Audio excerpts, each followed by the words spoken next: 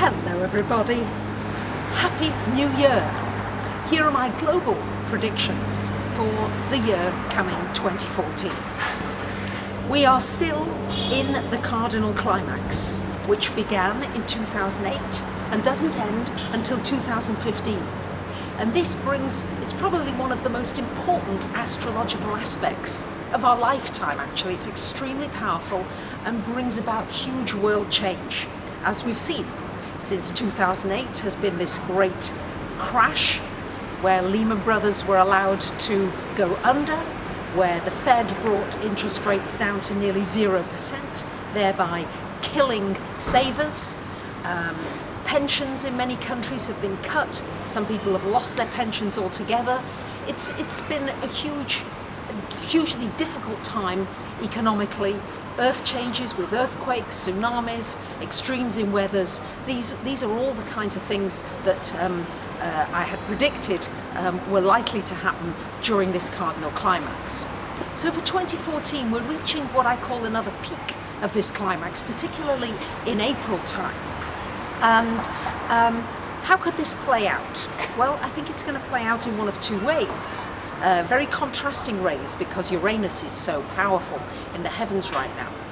I think it could play out that the world debt just reaches a limit, and there's a panic and there's a stock market crash, and that governments shut down and default on debt. Obviously that's one very serious scenario one way.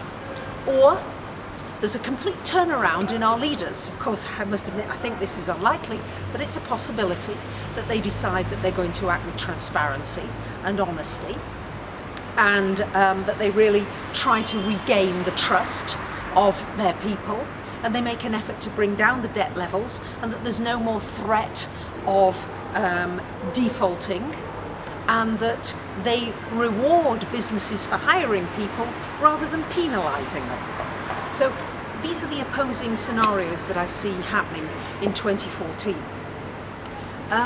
We've got three retrogrades, one after the other. Right now we've got Venus retrograde until the end of January. During most of February we've got Mercury retrograde. And then from March until May 20th we've got Mars retrograde. So what I'm anticipating is lots of reversals, lots of changes of policy. Banks saying one thing, then changing their policies. Insurance companies, governments going there and back, making promises, reneging on those promises. I'm seeing a lot of that, particularly for the first 5 months of this year. President Obama, as I said last year, is coming under heavy aspects, and he's been under this square of Neptune to his moon.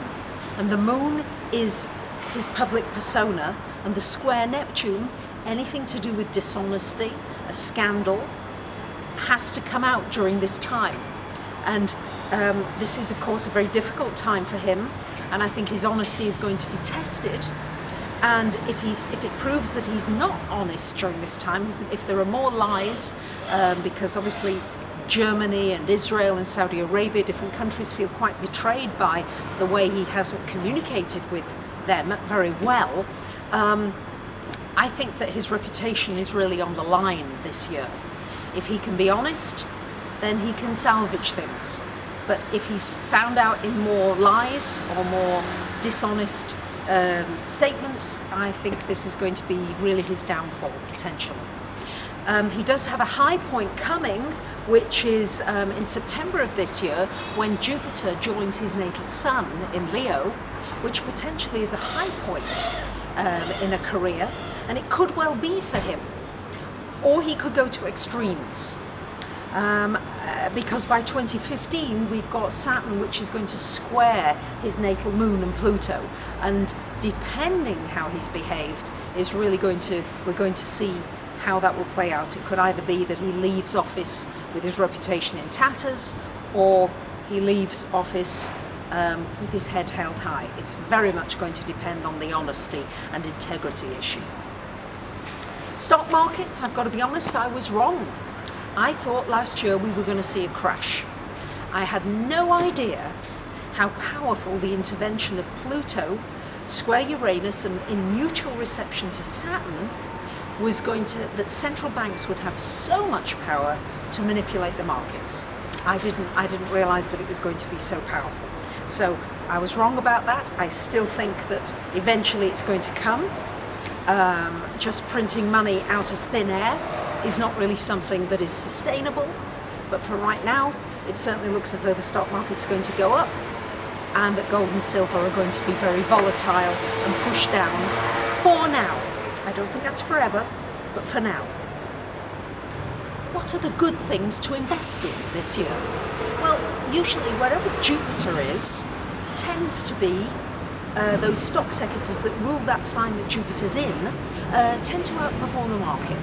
So for the first until July 16th, we've got Jupiter in Cancer, and this would rule anything connected with home, families, anything connected with real estate, housing, hotels, restaurants, food, drink, catering. All of these things, obviously you have to find your niche, because we're in a difficult housing market in some parts of the world, and in other parts of the world we're in a hugely rising market, so you'd have to place yourself very strategically, but these are potentially good areas to invest in. When Jupiter goes into Leo, from July 16th onwards, it's a great time to invest in anything connected with children's games, toys, gambling, gold mining, the leisure industry, entertainment, romance, love, the dating industry. All that could be something that sees a revival to it. Saturn, wherever Saturn is, tends to be the area where the stock sectors that do not perform very well, and Saturn in Scorpio would indicate banking, insurance companies, waste management, funeral services, care services, oil and gas. Those are the kinds of areas that will be covered by the Saturn in Scorpio. Now let's look at gold and silver. As you all know, I am a gold bug, and I will remain a gold bug, because nothing has changed. Nothing in the market has fundamentally moved since the Cardinal Climax to give me any kind of confidence that everything is over, the economic difficulties are over, and that we're out of this recession. So I'm seeing more social unrest. The Cardinal Climax, particularly in April, with another hit of Uranus and Pluto square, I think there's going to be much more social unrest. If there's more social unrest, there could be panic. If there's panic in the market, then we're going to see the gold price and silver price go up. I do think that while Jupiter is in Cancer and Leo respectively for this next year and a half, year and a bit, ruling gold and silver, and when Mars goes into Scorpio, which is from July 25th to September 13th, Mars in Scorpio is usually an indicator of a surge in precious metals prices. That might be the time that we see a surge in prices. The weather, I said that with so many water signs we were going to see more and more flooding. Sadly to say, that has been true. We've seen it everywhere, in Canada, the UK, in Europe, the terrible typhoon we've just seen in the Philippines, in Jakarta, Indonesia, all over. I think there's a lot more to come this year, issues with flooding. Once Jupiter goes into Leo, I think we're going to see issues with heat waves, fires, widespread fires. I also think we'll see volcanoes erupting, anything connected with heat and more earthquakes. Mars is retrograde. During the Mars retrograde, I will of course speak about this in more detail when it comes in March 1st till May 20th. It's not the best time to start new things, i.e. a new job. It's not a good time to have surgery, or at least elective surgery. Try to do it either before or after the Mars retrograde. And also not a good time to start a dispute. Not a good time to, because usually the person who starts the dispute is the one that loses it during a retrograde. But I tell you what it's great for. It's great for anybody in the mechanical repair business. Because during retrograde Mars, often things go wrong, especially mechanical things. So if you repair computers, technology, cars, whatever it is, you should do very well during this retrograde. So to summarize my predictions for this coming year, I think we're going to see more QE, more money printing, more riots, more unrest, higher unemployment, greater volatility in gold and silver, and quite honestly, I would be buying more gold and silver in these dips because I think it will go up. I think we'll see more cryptocurrencies such as Bitcoin. I think they'll proliferate. And there will be more spying on us, of course, and more attempts to clamp down on internet freedoms. But I don't think those are going to be successful. With Uranus in Aries, I think we're still going to see more medical breakthroughs in stem cell therapy, in genome sequencing. I think we'll see more people taking up health apps with monitoring your blood, your glucose levels, your blood pressure, all these things. I think this will become more mainstream gradually. Housing, I think we'll see more passive housing. We're going to see more sustainable cities, green tech used, more cities, smarter cities using sensor technology for lighting, for security, for helping you find a parking spot. Technologically, I think we'll see wearable devices becoming much more used. Google Glass launched, Apple iWatch, we've got the Samsung Watch. All these things are going to grow. I think we'll see more iPods and tablets used in education. And I think we'll see a lot more improvements in battery technology, where you'll be able to charge your mobile phone in 5 minutes and it'll last for a week or two. And we'll see more space exploration, more robots used for daily activities, 3D printing becoming mainstream, and also smarter devices for tracking us, what we're doing, where we are, helping us. I think that's going to accelerate. As far as weather's concerned, with this Cardinal Climax, we're going to see extremes of weather, probably where it's expected to be hot, it might be cold, and vice versa. More earthquakes, tsunamis, sadly, more eruptions around the world.